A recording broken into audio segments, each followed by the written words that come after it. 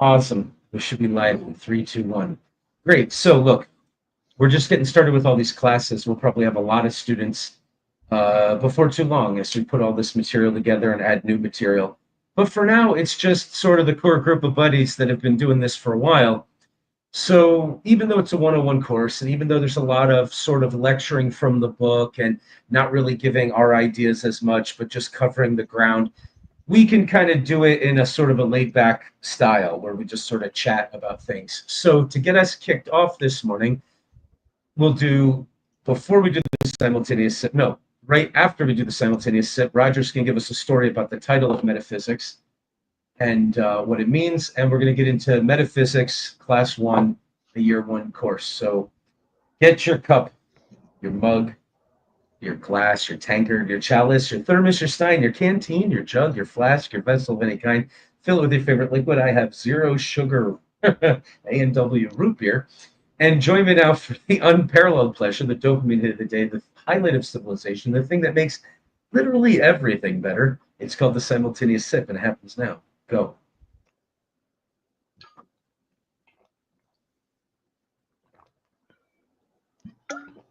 God dang, that is good stuff.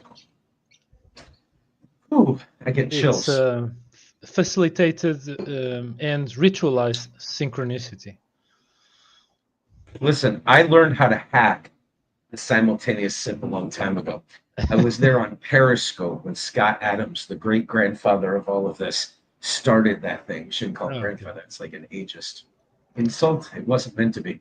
But the godfather of all of this. And he used to do the simultaneous sip. And I realized sometimes I would listen to his recordings when he wasn't recording them. I thought I could unlock the power of simultaneity anytime I want. Literally anytime I take a sip, I can get a surge of dopaminergic, serotonological awesomeness. Yes. That is good. That is good stuff.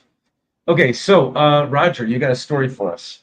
Yeah, so it's funny because metaphysics now is like a supercharged word in the worlds of philosophy, metaphysics, though it has some rather humble origins, because the legacy from Aristotle consisted in a bunch of books. One of them was named Physics, so yeah, it's half this word.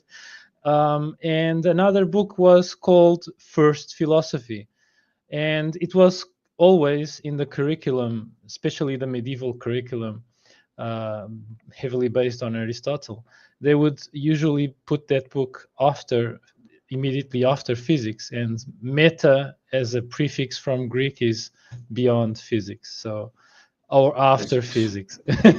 And so basically we have this word that has gained a whole new meaning, a very rich meaning, and it had this really nice story of an origin. Very good. I'm going to just do what I did yesterday with you, edit the slides as we go. So let's go ahead and remove these slides. Add in the newly edited ones. Slides. Well, go. Okay, I could also mention another thing related to what metaphysics is. There you go. Or if you want, you can go. No, go ahead. Continue if you like. I'll keep editing the slides as you add new things for us to consider. Sure. So I had a podcast episode with a philosophy professor from the Philippines once, and we talked about metaphysics, especially Aristotle and his four causes and such. And he explained what metaphysics is, because I asked him explicitly, okay, Victor, what is metaphysics? How would you describe it? And he says, well, if you look at a bunch of people who we would call a family, you cannot see the family per se. You can only see the individual people, the father, mother, children, etc.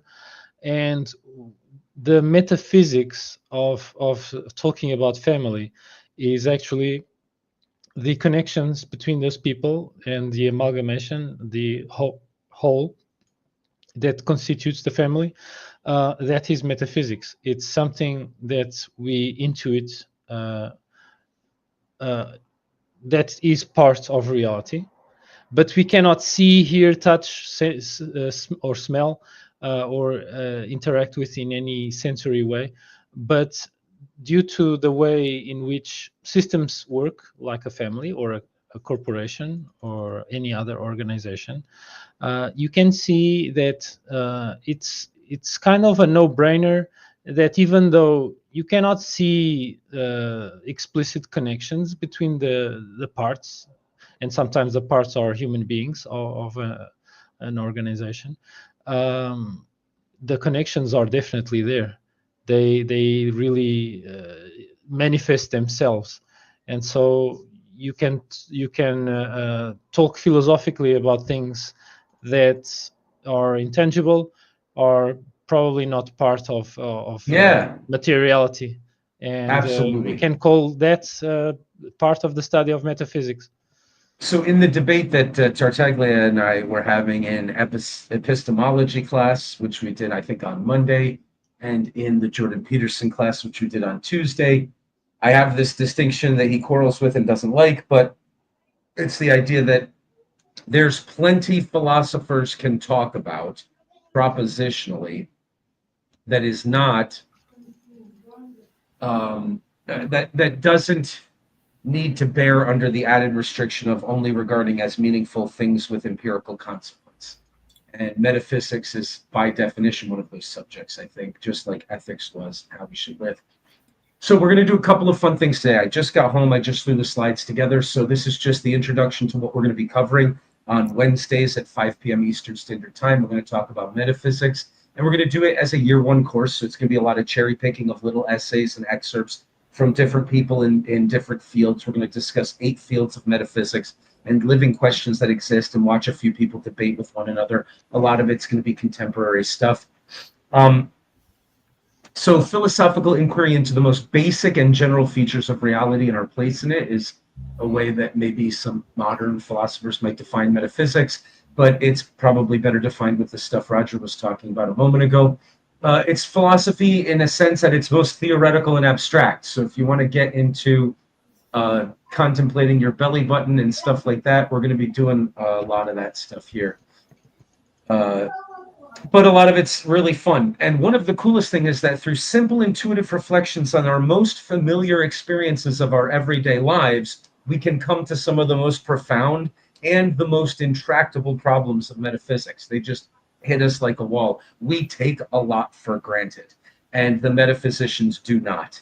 And the philosophers who are doing real philosophy, I mean, part of this could be thought of as maybe the last maddening attempt of Socrates to do something before he gave up on all of philosophy and just decided ethics and how we should live is characterological and the real subject that we should only care about. It's like, okay, can we get to some truths on these things? It turns out there's a lot more difficulty when it comes to the topics we'll be discussing than we think there is. We take a lot for granted, but the philosophers don't want to, and we're not going to as metaphysicians. So what are the subjects we're going to discuss? We're going to look at 8 major parts or fields of metaphysics: ontology, identity, modality, properties, causation, persistence, persons, and objects.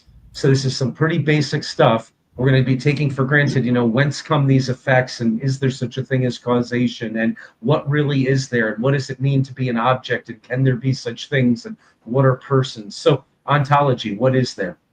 We'll be doing an inquiry into what exists. So we're going to read Quine, and we put just his last name because Tartaglia is going to be giving us a third-year alternative course that is in competition with my Nietzsche Zarathustra course, which will be starting on Fridays again in a recorded version this time, finally, on Quine. And so Quine is a big deal in the third year if you choose to do that instead of the Nietzsche stuff.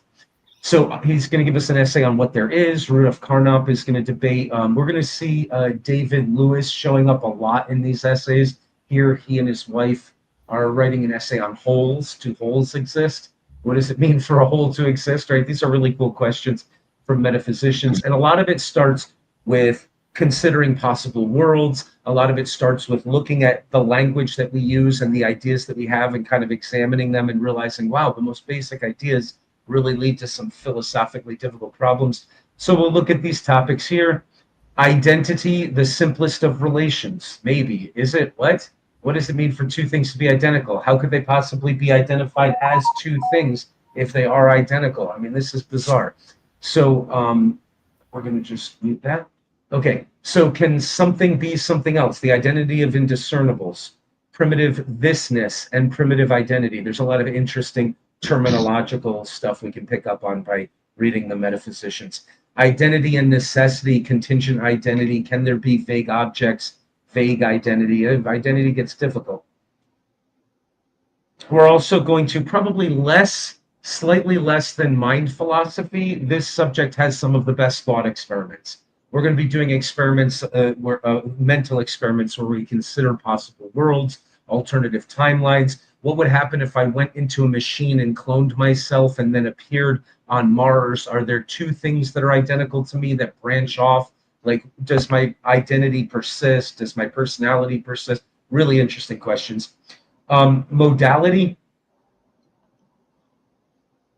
deals with possible worlds a lot. We see David Lewis in here again. We see Plantinga, who's a big deal in our third year course because he's one of the children of Nietzsche that we cover in year 3. This is all just year 1 stuff, but we see some recurring names here, and we see some big names that are going to matter in the future for our core curriculum.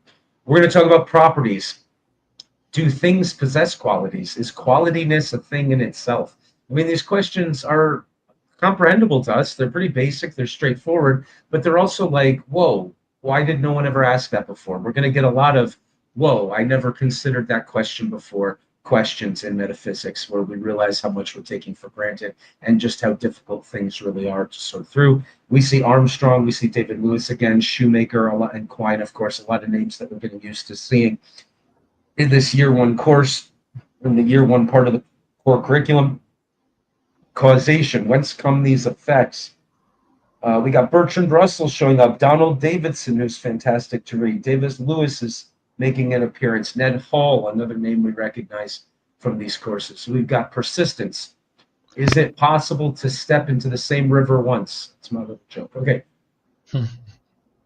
Why won't you just go away? What is persistence? What does it mean do I continue to exist? We remember all of the struggles in our backbone course for year 1 that David Hume had, thinking that maybe being a shadow is all there is that you can be. And when he's thinking like this, he exists, but then he must stop existing when he dreams and goes to sleep. And, you know, is there any hymness that continues? David Lewis shows up again here, Quine again,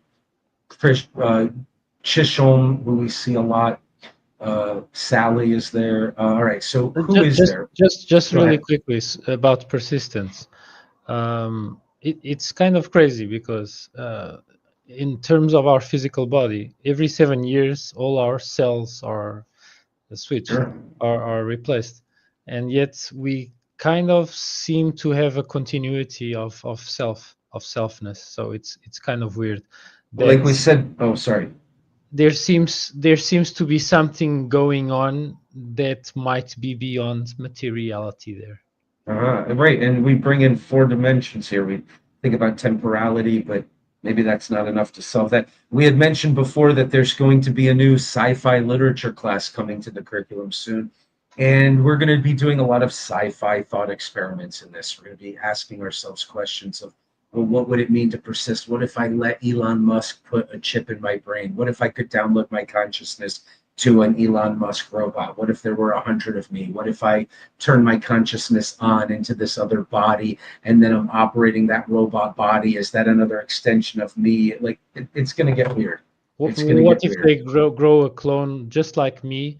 And how could they awaken the same consciousness that I have in that new body? Could you plug it right in there? It's going to get weird. Yeah, and we really should be reading more by Daniel Dennett. I'm really kind of getting irritated at how few of these anthologies include Daniel Dennett essays, but I'll recommend a few books.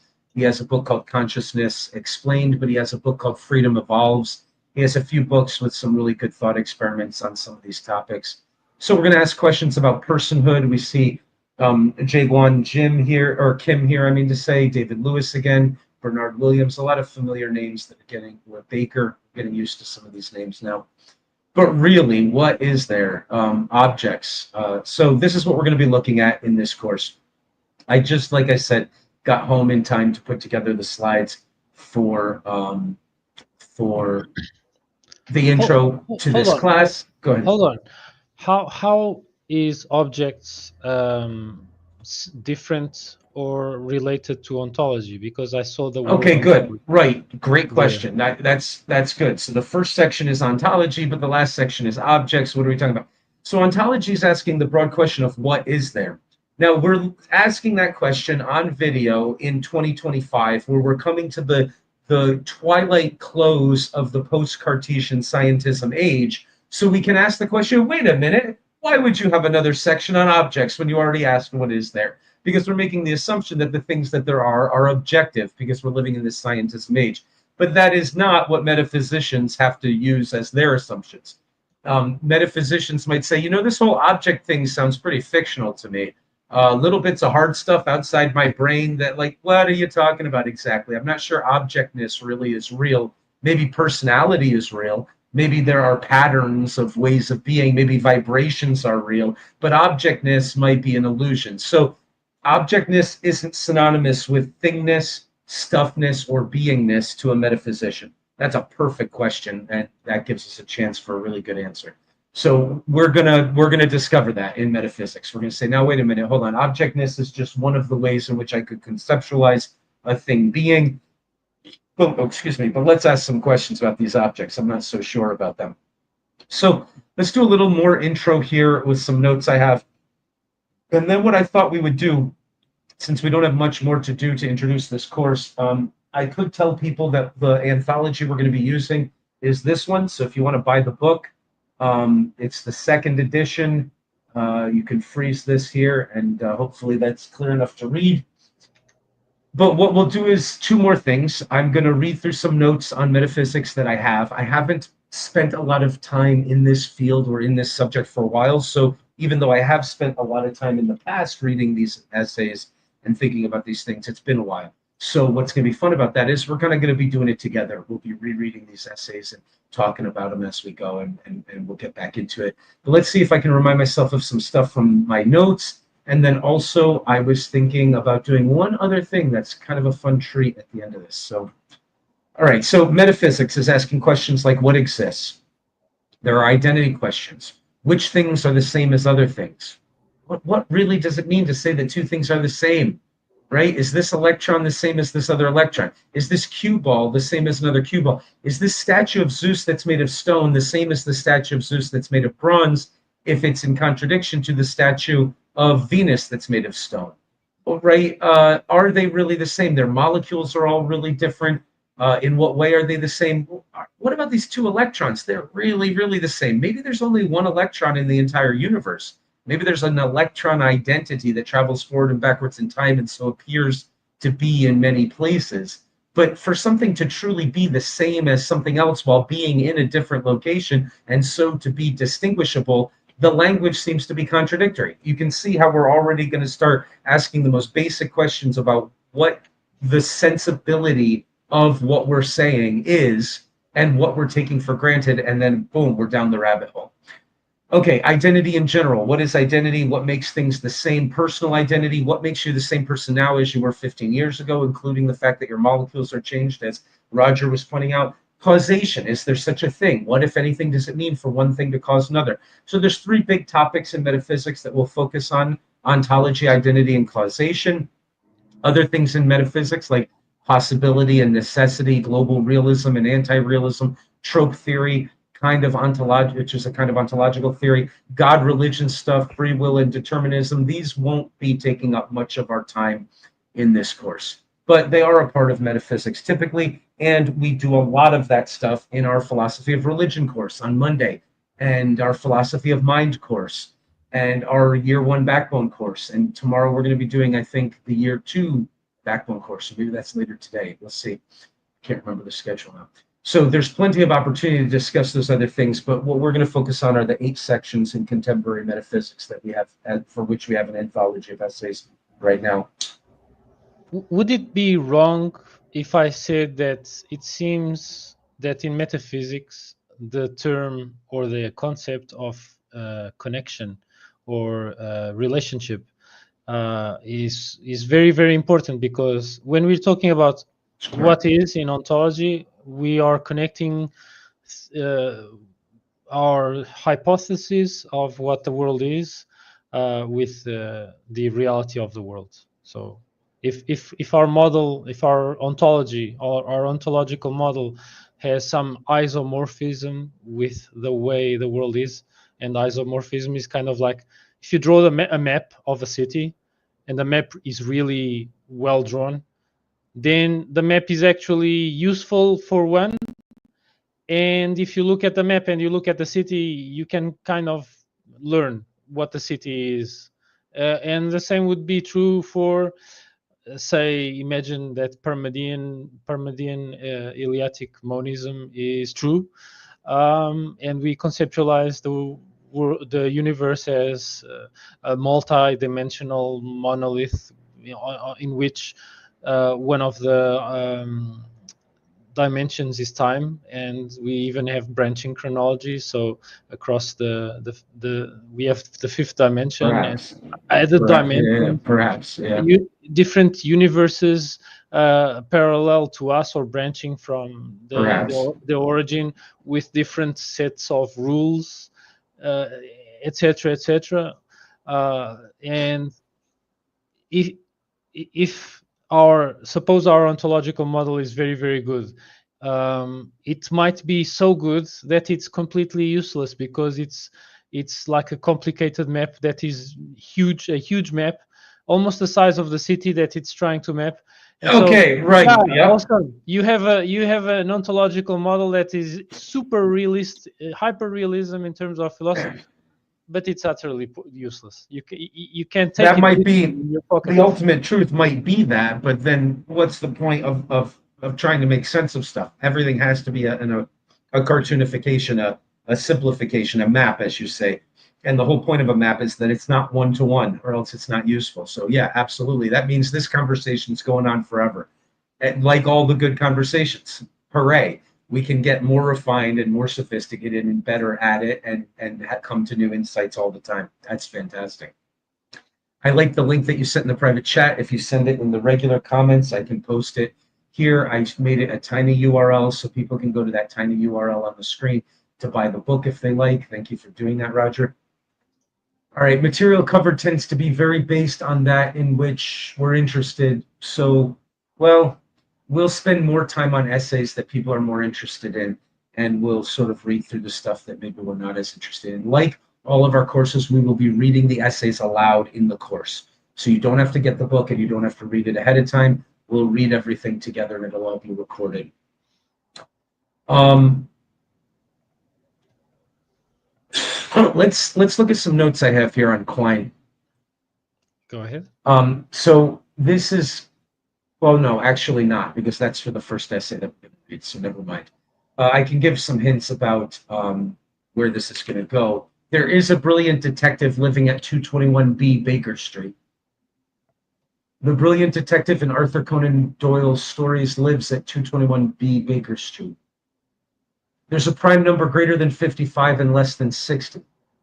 There's a prime number greater than 55 and less than 60, which is 59. The prime number greater than 55 and less than 60 is 57. Ripe strawberries, ripe raspberries, and ripe cherries are all red. There is a color that is the color of ripe strawberries, ripe raspberries, and ripe cherries.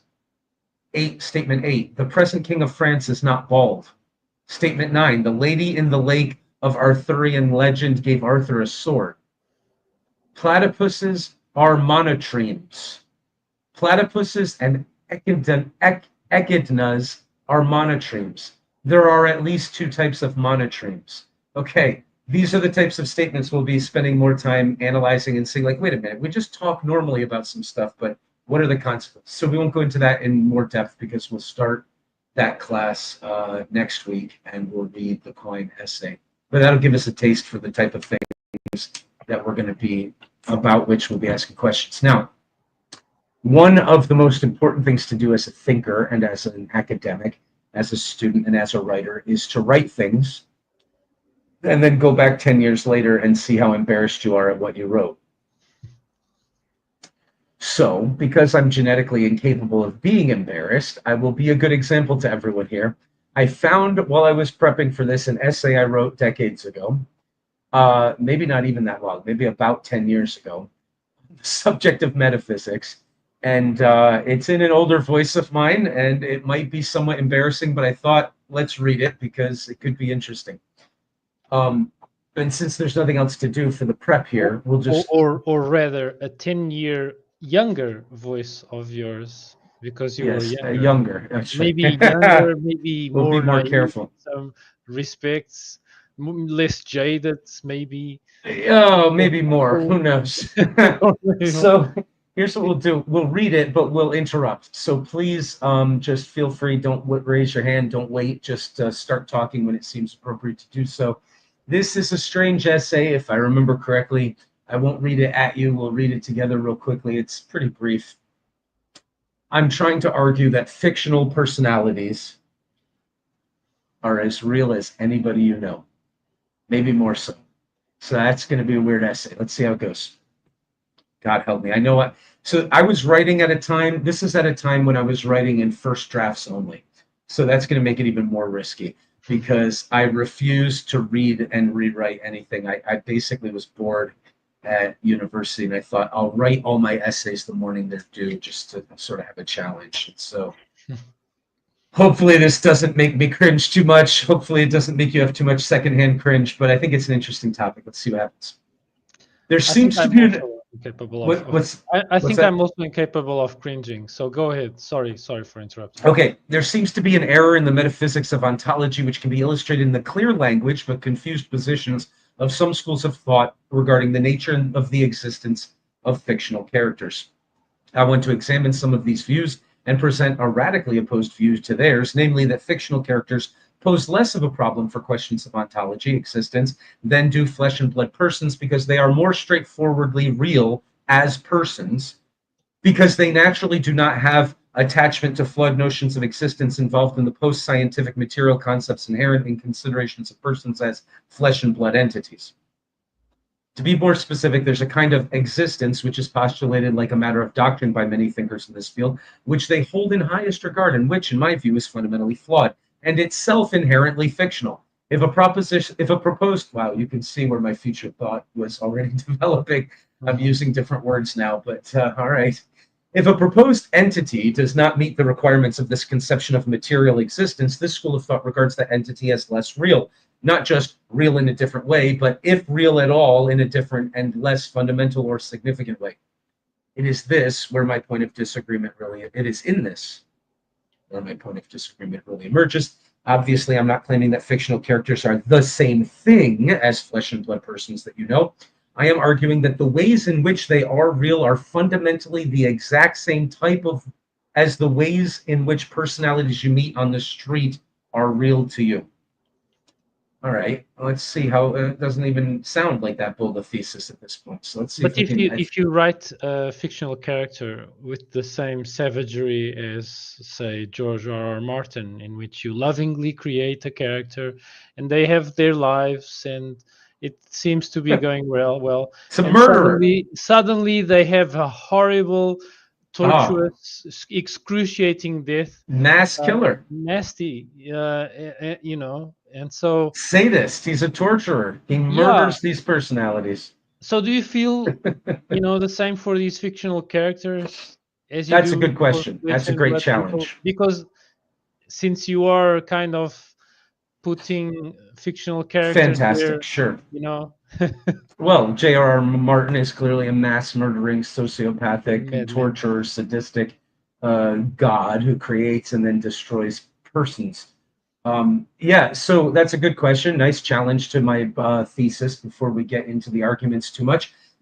Yeah, I think I have as much pity and empathy for the mortality of fictional characters as I have for myself, because we're all mortal. So we all got to die someday.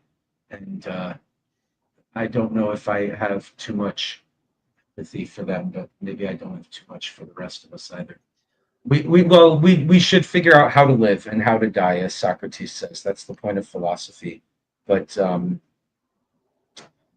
but we shouldn't pity ourselves too much, or the fictional characters who might be more real. But let's see what kind of arguments we can make here, and find out if your challenge might hold up right through the whole paper.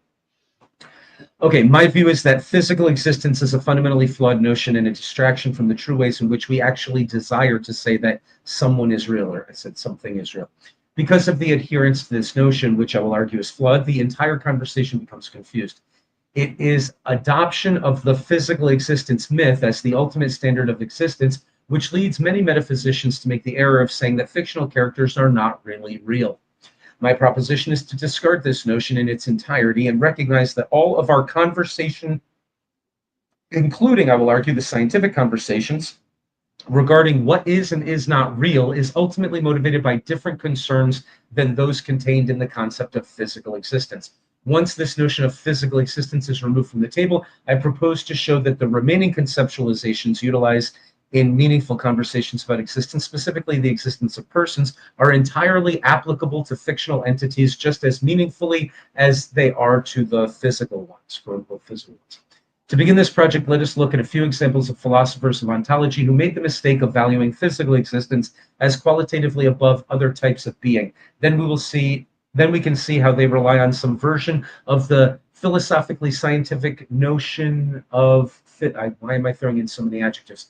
Of scientism is what I would say today.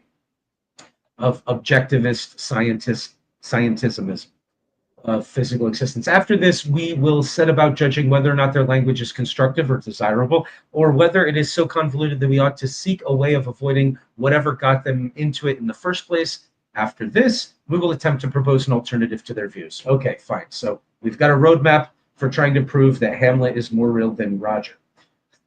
Let's see what happens. The analytic philosophers. I'm eager to see if I have used this term inaccurately, as I suspect I have, but I need to find some title for the group of philosophers which have varying views on the subject, who broadly approach the topic under some various version of the scheme characterized above in this introduction. We will look at 4 philosophers who tackle this question of what do we mean when we posit the existence of fictional characters, or how shall we understand talk about fictional characters. Nelson Goodman and Quine's quote steps toward a constructive nominalism, that essay, goes a great deal further than the other works. Instead of focusing primarily on fictional characters and the question of how and in what way they can be said to exist, Goodman and Quine take aim at all abstractions and attempt to present to us a way of talking about things which does not require abstraction at all in any context. It's almost like we could get away without a map somehow. They are left with a world of things which is much more limited than most people's ontologies. That's probably an unfair sentence when it comes to Quine. For Quine, in my more recent coming to understand him better, for Quine, whatever concepts are necessary for the most advanced and well-accepted scientific principles are the things which are real.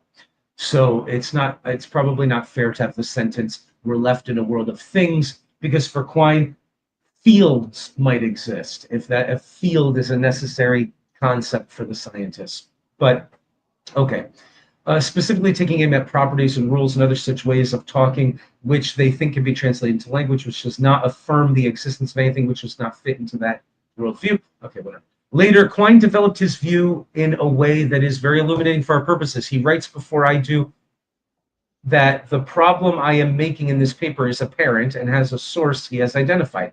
He says that any debate over the existence of a specific entity is a conversation which suffers from some muddying details which are not a feature of other debates. Specifically, if someone is going to deny the existence of a thing, they seem to have to posit that the term which refers to that thing is meaningful in order to deny that the term refers to something which in fact does exist. Okay, we can understand that, right? Quine is saying one of the problems for denying the existence of anything is if it has a name, we know what we're talking about. How can you say, I want you to know what I'm talking about, that thing doesn't exist, if it not existing would mean that you shouldn't know what I'm talking about? Okay. He says that might muddy the waters a bit. Quine uses the example of Pegasus, which he later goes on to distinguish from the Pegasus idea. To say that Pegasus does not exist seems to affirm that the term Pegasus refers to something, and this undermines the point of the entire proposition, which is to deny that very thing. The philosopher who wants to affirm that Pegasus exists would easily be able to rationalize that the self-contradictory proposition is senseless, and therefore that he must exist. But this would lead to two undesirable effects. First, that anything, any term, which can be identified without self-contradiction must exist, but this seems absurd to people like Quine. Second, that the person who uses that argument to affirm the existence of Pegasus might also be brought to deny that there is any location in space-time which is ever occupied by a real flesh and blood flying horse. This, Quine says, will force the Pegasus-affirming philosopher to believe both that Pegasus must exist, for the denial of its existence requires an affirmation that the term has meaning and refers to something, and that, if this philosopher accepts the second proposition, there is no real thing which is an example of an existing Pegasus. Quine believes that the philosopher in this position will have to modify their first view from Pegasus must exist to the idea of Pegasus must exist. Then Quine points out that this idea, see, Quine is pretty good, right? That this idea, if we can identify it as a singular thing, is a different thing than an actual flying horse. This is where we see the mistake of Quine. Oh, that's quite an arrogant sentence of mine, but okay. And his associates most clearly. The idea of a flying horse is the only way in which a flying horse could ever exist to any of us. Oh, all right. Well, actually, maybe I can back up the arrogance with pretty good sentence there. This is also true of the idea of a regular horse. No horse exists beyond the horse idea which we have in ourselves, at least not to us. All right, that's a little bit Humean. I'm not sure I like that. If Quine is attempting, as it seems he is, to have a scientific, measurable, best theory basis for affirming what is and denying what is not, he would do better to abandon the notion that there are entities outside his head, because nothing he can say about any entity can, I hate this paragraph, any entity can refer to anything other than the impressions in his own mind. The temptation to say that there must be things which exist outside the impressions made on his mind and which are the thing. Am I being an anti-realist in this paragraph? This is horrifying. I mean, it looks like I'm trying to set the groundwork for a kind of phenomenalism, but instead I'm just being an anti-realist. This is all terrible. The temptation to say that there must be things which exist outside the impressions made on his mind and which are the things which are the source of those impressions is itself a kind of fiction which may belong to the best scientific theory we have of the world at some point, but does not rightly belong to any best philosophical theory we can have of the world. Oh, that's a terrible paragraph, by the way. I thought I might not cringe while reading this, but I want to cringe at all of the anti-realist bullshit coming out of my pen right here. Your writing reminds me quite a bit about Parmenides. Yeah, I don't like it. I hate it. Keep going though. This is terrible. The Quine you quoted, he sounded very much like Parmenides because when you try to talk about what is not, your signifier will always point to a signified, even if it's conceptual. And so it's literally impossible to talk about what is not. We are trapped by language. And and the way Quine was trying to untie that knot. It turns out in my paragraph here, which is utter crap, and I would just cross it all out with a red pen, I'm trying to tie us up in that knot. And well, okay, there's no world left by the time I'm done. The problem I have with agreeing with Quine that we ought to ontologically affirm the existence only of things which are necessary to our best scientific theory and therefore abandon fictional objects is that the very notion of entities which exist without mental perceptions is a fictional creation of those scientific theories. Ooh, there might be two sentences which are worth preserving here in this paragraph. Okay, let's scratch all of the middle there and just make a case for phenomenology here and say there is no notion of hoarseness to which I can refer that is not a reference to the impressions made upon my mind by my engagement with hoarseness in the world. Something like that.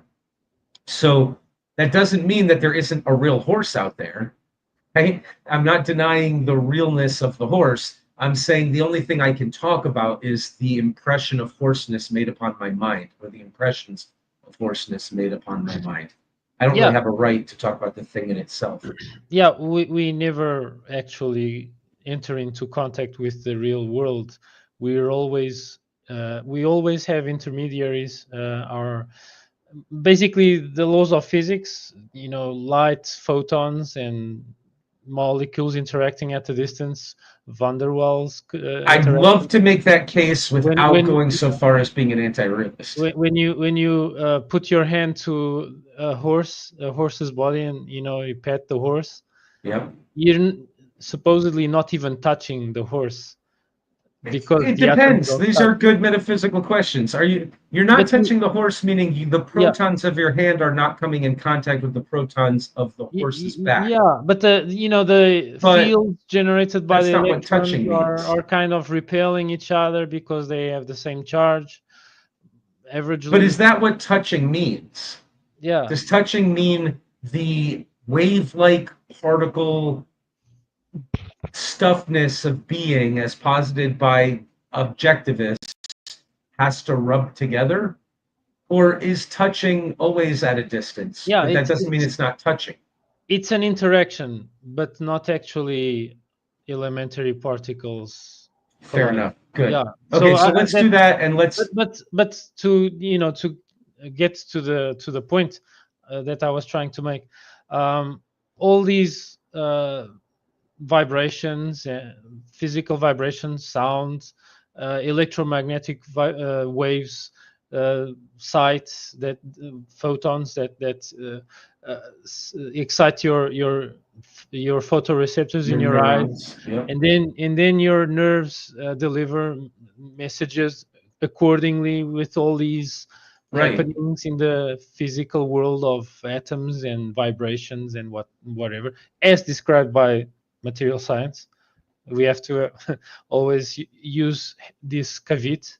Um, the impressions that we get, whatever happens in our brain, somehow interacts with our mind. We have no idea yet what it is, if our mind is generated by, and our consciousness is generated by our brain, or if our brain is, or if our brain is kind of like a radio receptor, and our mind or consciousness already is fundamentally in the universe, more it's timeless, so All to these speak. questions are intertwined, as we Yeah, said, right? All and so philosophical questions. we are kind of like separated by several removes from the horse. Okay. So when your hand touches the back of the horse and in your brain, the ripples of the sound of the horse's neighing seem to exist right at the same moment, right? You touch its back. Is the sound that travels to your ear and vibrates those neurons into your head, is that at a greater distance or a lesser distance from contact than your hand touching the back of the horse directly? That's kind of hard to tell. That's kind of hard to tell because when you touch, or when you use your sense of touch, uh, you have a bunch of cells in your hands that are rather rapid to transform the sign into uh, This is pretty close to my into brain right into here, into though. neuron potentials. Yeah, it is. And also there's the thing of the speed of sound as well, through air. So it's kind of hard to So, tell, okay, so but it to could sum up, probably okay. be very, very close. Yeah, Right. okay. So we're close, but not direct. But maybe that's what sensing means. Okay, so to sum up here, then, there are ripples that happen in the pond when you throw the rocks into the pond. But does the rock in the pond rippleness ever really touch? If what's going on in your mind is a phenomenon, is like a pattern of echo, like the ripples on a pond, then if your sensory input is the pebbles being thrown into the pond of touching things and hearing things and seeing things, is there some sort of a gap that somehow gets crossed, but conceptually we can't understand how it's crossed between those two ideas? Well, later in this essay, so we'll jettison any anti-realism from the last paragraph and just forget about it. But in the later in this essay, I'm going to argue that objectness is itself a fiction that we know to be a fiction. And so let's stop worrying about the hardness of the rock and really touching it, because really what we have are the ripplenesses of the impressions of the rock or the horse or whatever. And then we use that to construct another set of ripples, another fictional phenomenon that we call objectness. But that we can know ahead of time is not something that is, well, it's not any less created. It's not any less fictional in how it's constructed. Okay. I do not believe Quine would be terribly impressed by this argument of mine. Well, at least I could say that. Precisely because he has placed in his formula the scientific view as above the philosophical one and reduced what progress can be made in ontology to exactly the restrictions necessary to Occam's razor and what the scientists use to talk about the world. This is not an argument so much as it is a prejudice. I think that's fair, but I could use better language to make this case. But anyway, but the prejudice I am proposing is no more than a prejudice either. Arguments can be made on both sides, but they fall on deaf ears when presented from one side to the other. Okay, so I'm already starting to get the glimpse of the two Fictilian psychological camps of an Aristotelian approach to understanding the world and a Platonic approach to understanding the world. And as Fichtel said, there's no what makes a philosopher inclined to get their sense of self from their ability to model, predict, and manipulate a world external to themselves, or what makes a philosopher get their sense of self and their identity from their ability to play with the ideal realm and the notions that they find within their minds, are just two ways of being. They're just two psychological camps. And as Spinoza said, the subjective and the objective language are both available to us. We can talk about the chair as an object with a certain measurable length, breadth, width, extension, and all this other stuff. But we can talk about the impression of chairness and the concept of chair in my mind. And those two languages are not translatable between each other. And I'm trying to argue that that's the case here. One philosopher who may like Quine's approach can propose that science makes progress and that the definition of understanding the world is to understand it scientifically, and that the terms which must be affirmed to exist in order to make that kind of progress that science has made are the only ones that we should affirm actually existing, at least until we have better scientific theories. Likewise, I can propose that science, which requires philosophically created conceptions in order to advance, is nothing but probabilistic descriptions of the phenomena which occur, and that true knowledge of the way the world is can be sooner come to through the philosophical conversations, which by definition must have advanced further than the scientists can see, because they have to be on that ground to invent the terms which make their experiments and contentions meaningful in the first place. Okay, that's going back to this other idea that I have, which is that philosophy gets the ideas clear enough until we can have a billion questions amenable to empirical consequence be invented, and then we've invented biology, we've invented geology, we just make the scientists like our gimp slaves go out and gather the data and run the experiments to answer all of those questions, which are now available to us. Yeah, But you can say as a result, okay, you can say it's all philosophy in the end. The scientists are using it's all in the humanities. empirical epistemology. They're using logic, which is further complexified into mathematics. They're using the Baconian method, which ultimately is a development of Aristotelian organon, added to by several thinkers like Descartes, for instance. But it's all ultimately philosophical. It's all ultimately playing with logic and epistemology.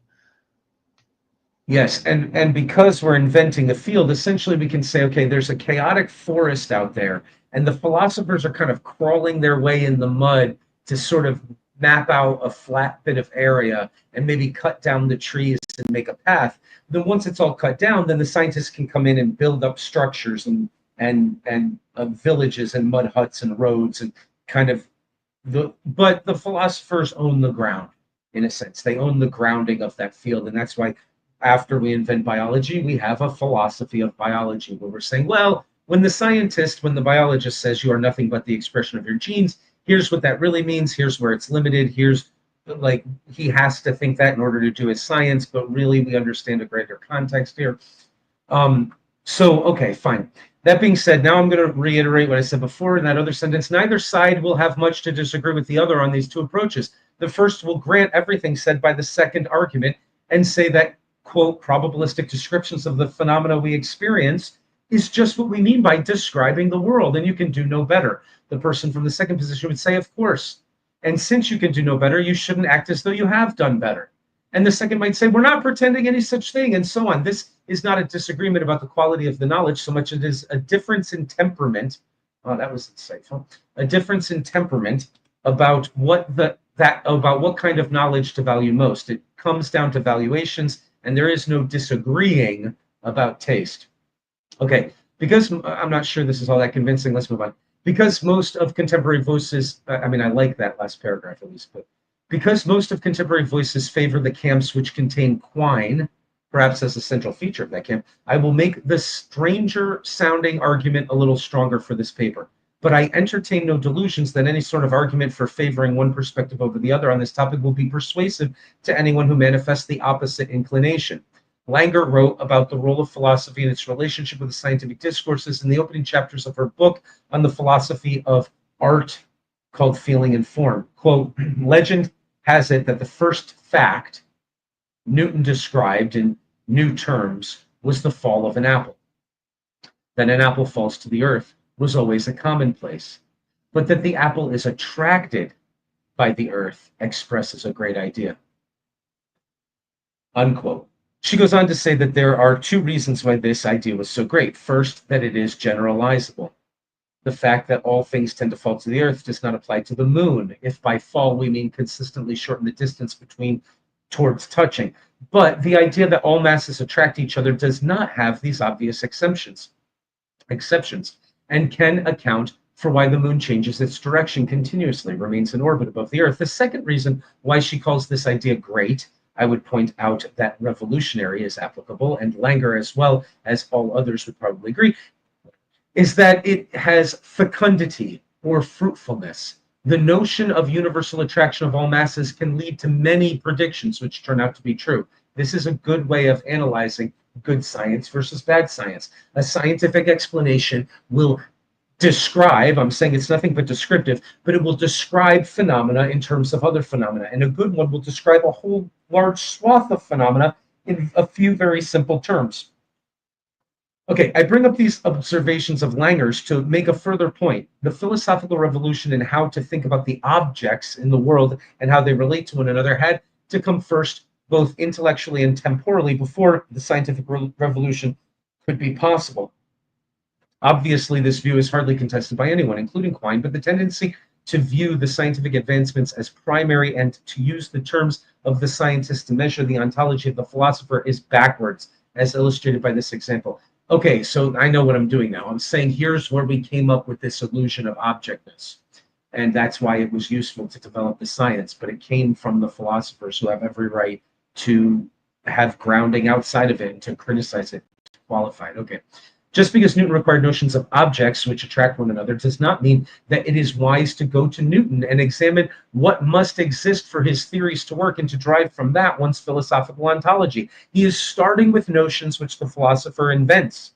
He is acting as a philosopher when he conceptualizes the world in terms of entities attracting one another, or re-describe the phenomena of an apple falling to the earth in this new language, and using them to make predictions in a system. This brings us to the internal versus external distinctions much debated in this field. Okay, to ask the question, should one adopt the linguistic system of numbers, is to ask a question which is external to mathematics. Some philosophers have argued that the question, do numbers really exist, reduces to the first question, and is not really a question which mathematics can answer, because mathematics can only answer internal questions, which are questions which presuppose the existence of numbers. Questions like, is there a prime number greater than 30?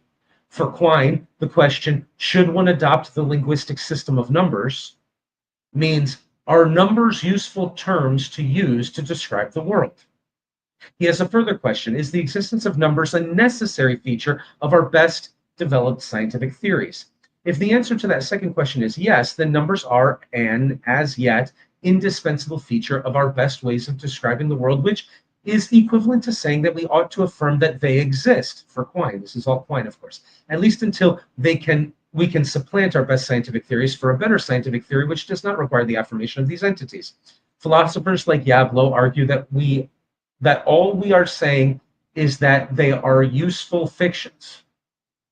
But philosophers like Quine say that what we mean by useful language in describing the world is simply what exists. So this is where the whole battle takes place. Hey, welcome. We're just we're wrapping up the introduction to metaphysics by doing one of the most daring things we've done in class so far, which is finding an essay I wrote decades ago and reading it to see if it doesn't make us all cringe. Um, so we're just doing that to fill up a little more time since we did the quick introduction. It's good to have you here, and we'll talk. We'll end the live stream soon, and we'll talk in the after show. Okay. But the point of this paper is to try to argue that fictional characters are as real as anybody, and maybe more real than individuals that we know. And the first bit of arguing for that is the idea that this idea of objects is as fictional as anything else. And so we've just outlined that Quine says whatever notions are necessary for our most developed and best accepted scientific theories are what we mean by what does exist. And what others might say is, no, these are the useful fictions. That's as far as it goes. And they are invented by philosophers before the science can get started. And the philosophers have all the grounding to criticize and change and do metaphysical thought experiments and metaphysics. Okay, so the problem that persons of my persuasion have with this is that it takes the scientific descriptions of the world which rely on advances in creative thinking and philosophy to be possible in the first place and turns around and uses these as the limit of our ontology. We invent terms and reshape old notions until they are useful in science, and then we ask science to have the final say about what really exists, even though science is not in the business of figuring out what really exists. That's the proper job of ontology, a philosophical discipline. If it makes the ward of the nanny the master. Okay. Quine would have no problem, I think, with this description of what he is doing. He would simply say, of course, what we mean by does this term have real existence is, can we use this idea effectively in the most stringent and difficult demands of scientific discipline, and is it indispensable in our best versions of that discipline? My prejudice is that so I said that the two camps are really prejudiced and that there really isn't an argument to convince people from either inclination, which is why I keep saying my inclination, my prejudice. My prejudice is that advances in science will always be and always have been made by earlier advances in philosophy, and to cut short any further progress which can be made, and some of it already has been made and not yet incorporated by the scientists in the fields of philosophy, by accepting that whatever our most advanced system in science is will measure the limits of our philosophy is a flawed approach. When newer notions of philosophy are finally incorporated by the scientists to better understand the strange worlds they are trying to describe of the very small and the very large, then a new Quine will undoubtedly come about to tell us again that the terms used by this new system represent the final truth. The philosopher will also be wrong. This philosopher will also be wrong. So, okay, I'm just expressing a prejudice right now, but I'm saying the philosopher should not be acting as though the point of a philosophy department is to put up a little wooden signpost pointing to the STEM fields and say, hey, we've argued successfully that scientific thinking is the right way of thinking and there's nothing else for us to do. There's a reason we do ethics. There's a reason we do metaphysics. These are not subjects devoid of content and meaning. And in fact, the sciences themselves are just the gimp slaves of the philosophers. The scientists are out there answering a million questions that we made possible by showing that they can be amenable to empirical consequence. And so they're out there doing all that nitty-gritty work for us, but they're doing it in the fields that we invented. I'm trying to just overturn this supremacy of objective thinking and the supremacy of scientism. Okay, in Amy L. Thomason's If We Proposed Fictional Objects, What Would They Be? Essay, we were going to read that in this class. Amy answers the question that is the title of her paper by first postulating that fictional characters are, first and foremost, a creation of the mind of their authors. Just like the concept of objectness, by the way. Okay, then she postulates that it is acts of the authors that create the fictional characters that emerges as necessary for their existence. She then observes that a fictional character can go on existing even after their author is no longer alive. So it does not take any continued acting on the part of the author to keep this creation in existence. She concludes that a fictional character requires a literary work to exist, and that a literary work requires the acts of the creator of that work to come into existence. She then observes that these works themselves can go on existing after they have been created by their authors with no further work necessary from their authors to keep them in existence. She then points out something very significant regarding the existence of fictional characters, which will be shared by our view later in the paper. She observes that the, quote, acts of creation by the author are no more than linguistic acts akin to vows of marriage, which are a doing humans accomplish through their usage of words, their use of words. It is in this way that it is in this way of being that we later argue that not only do we, physically embodied humans, exist the most real way in which we do exist, but it is in fact exactly this capacity for contemplation and significant verbal action that fictional characters also exist. But more on this later. Okay, so again, the argument is not that fictional characters are like flesh and blood creatures, but rather that fictional personalities are as real as any other personalities that you meet, including yourself. Though consider this potential Now, distinction. yeah, please. Also, As human beings, we exist in what we call frame time. We only see the present moment, and the past is vanishing before our eyes, and the future is uncertain. Though the future will come inevitably, and the past is left behind inevitably as well, and our progress through time seems pretty much ensured.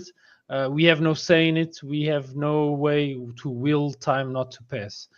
But we cannot see the entire chronology. We cannot see the block of time of which we are. Otherwise, we would see ourselves as a snake going through the chronology, so to speak. While if you look at a fictional character in a book, as the author created it, and it could be in a book or in a movie or in a comic book or whatever, you can see the character is inside a block of time with a beginning, middle, and end. And sometimes the end is actually the death of the character in the story, or not, or just the point in which the story ends and we never hear about any doings of the character again. But I think there is at least this distinction. Did okay, you? I just scrolled through this paper. I thought it was like a 5-page paper. It's like a 30-page paper. Oh, So we already jettisoned a bunch of anti-realist nonsense in the middle of a paragraph that was really just trying to establish some sort of phenomenology, and we just skipped some pretty bad grammar in the last paragraph there. One of the things that is good about reading this essay is that actually I spend almost the entire essay talking about the ideas in metaphysics that I disagree with. So it is going to give us a pretty good introduction to Quine and a few others here.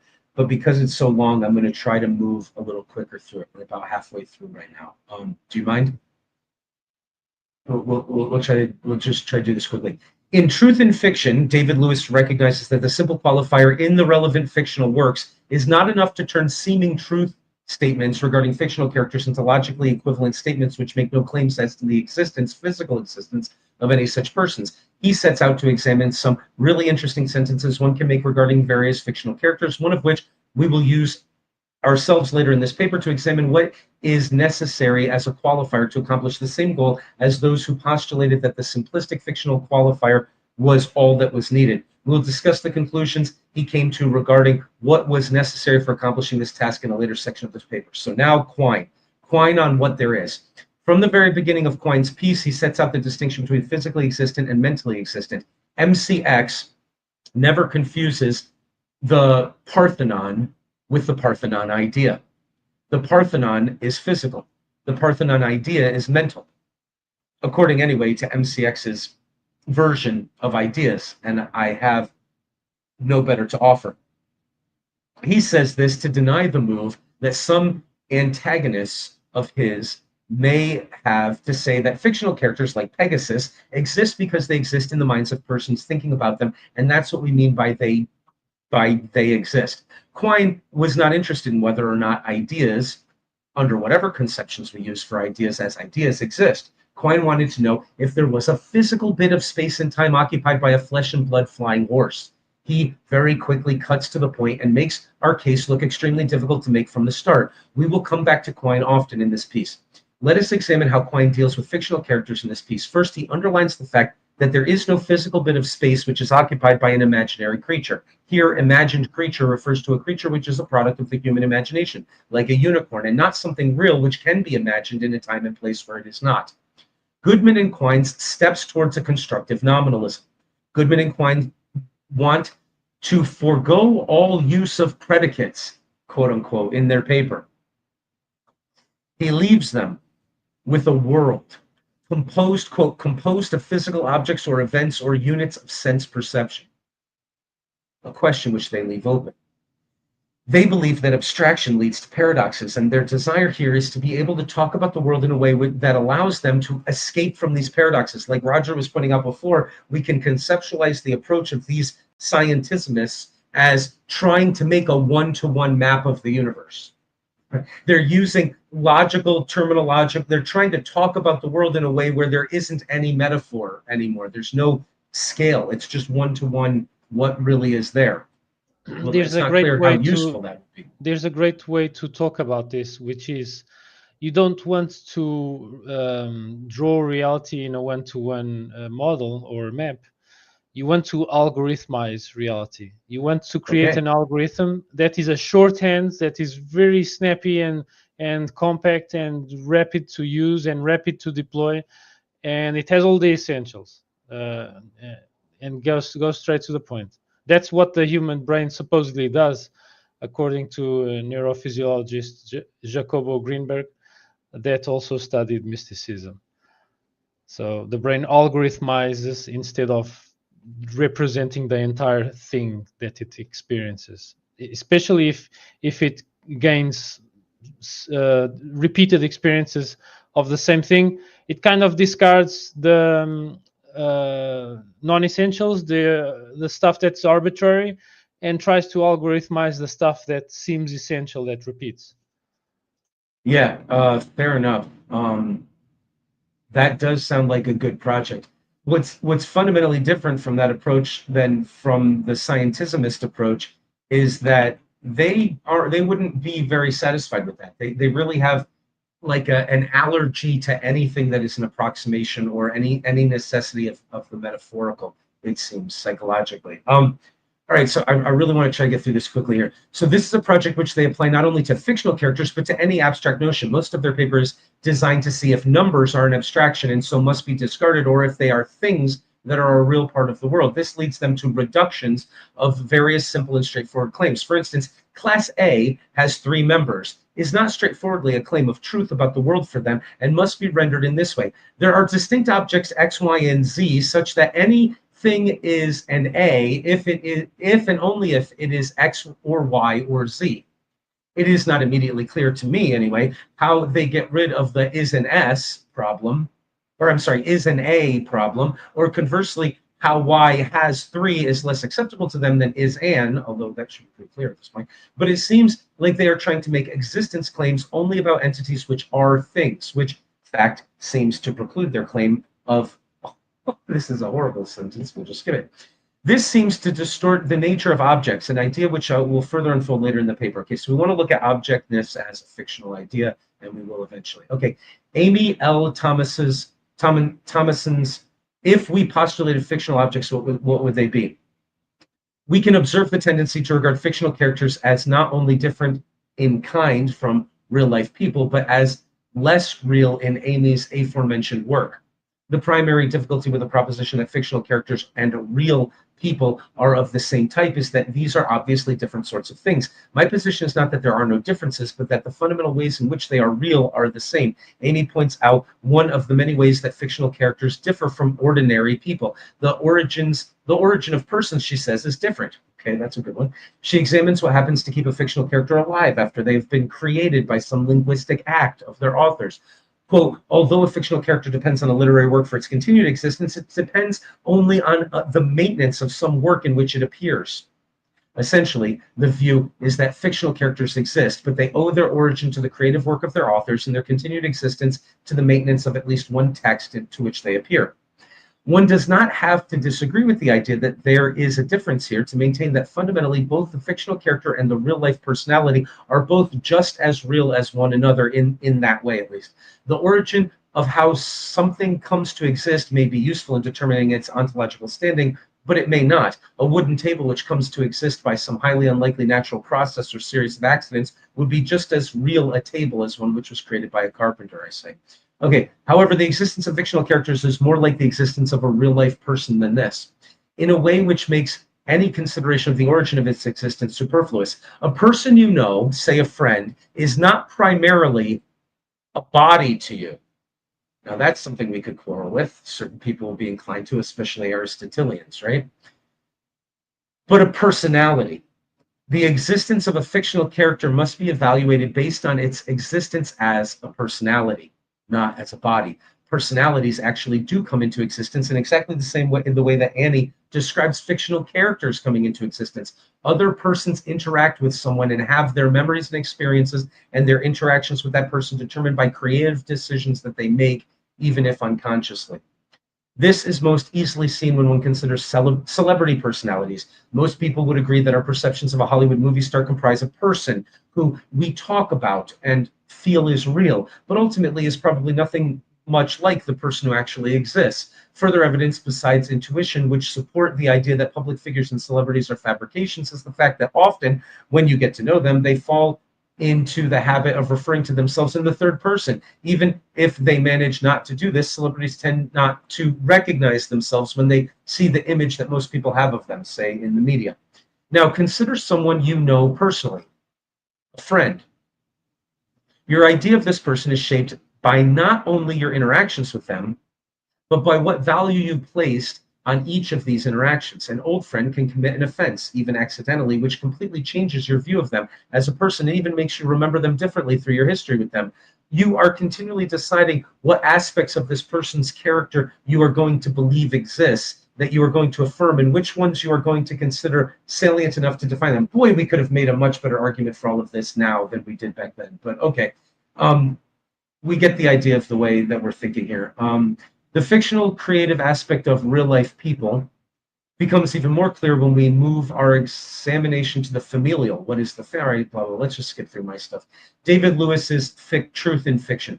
David Lewis takes a look at those of us, Meinungians, he calls us, who want to talk about fictional characters as if they are real, just as real, in the same way that any flesh or blood person is. And he notices that, quote, the way of our way of thinking is hard, and that he wants to explore a simpler alternative. He comes to this conclusion by noticing a few difficulties in language which arise from a commitment to talking about fictional characters as if they were real in the same way that a real life person with a flesh and blood is real.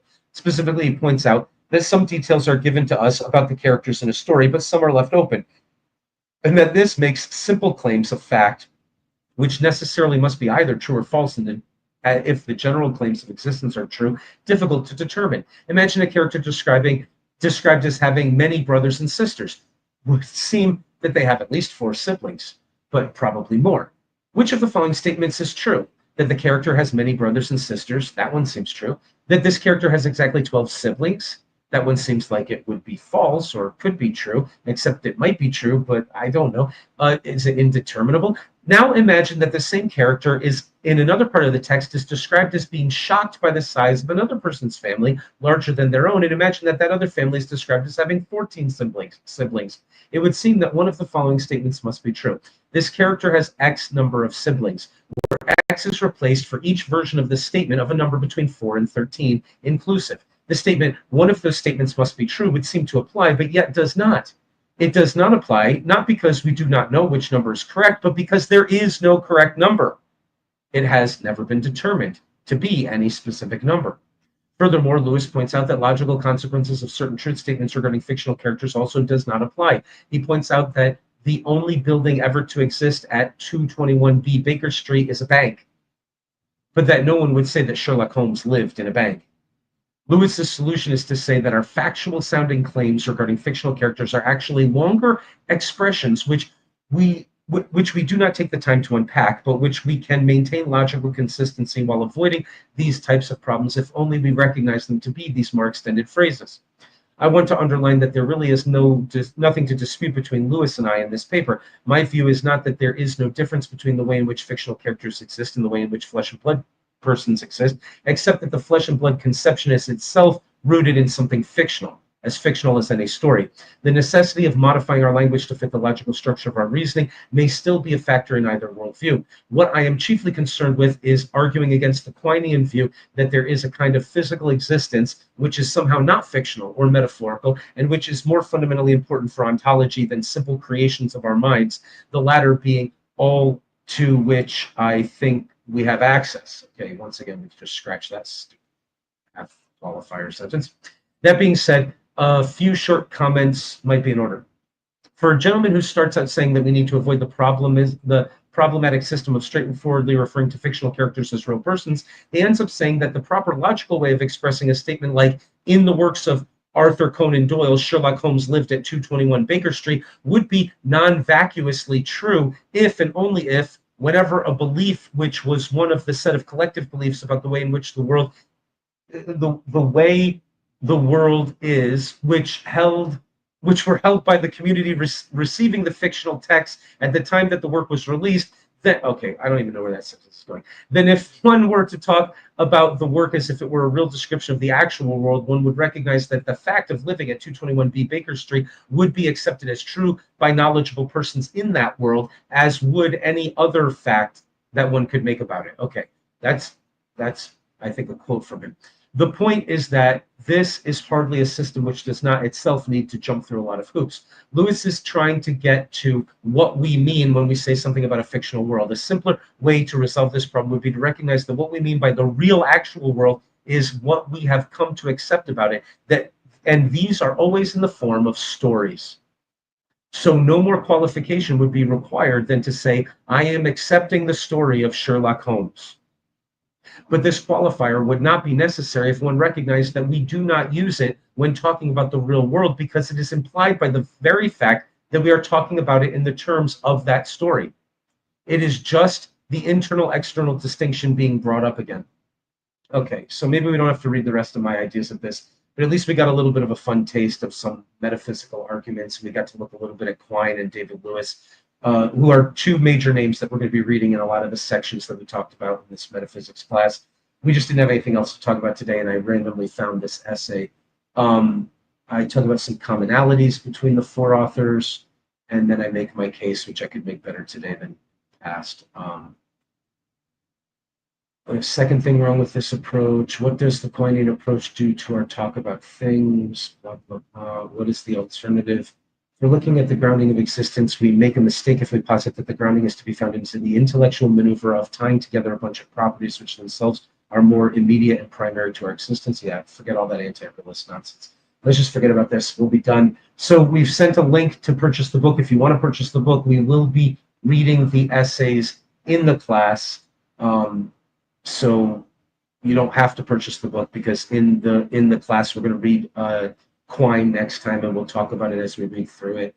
And these are the sections we're going to go over. It's a year one course, so we're doing it in all of our year one course way, where we're just taking little essays and excerpts on these 8 different areas of metaphysics. The other areas of metaphysics about God's existence and things like that we're doing on Monday in philosophy of religion. We've got the year 2 backbone course that we can do those types of things. So we're not going to do that here. We're just going to look at these sort of subfields of metaphysics. And let's end the stream and go to the after conversation, and we all have a lot to talk about.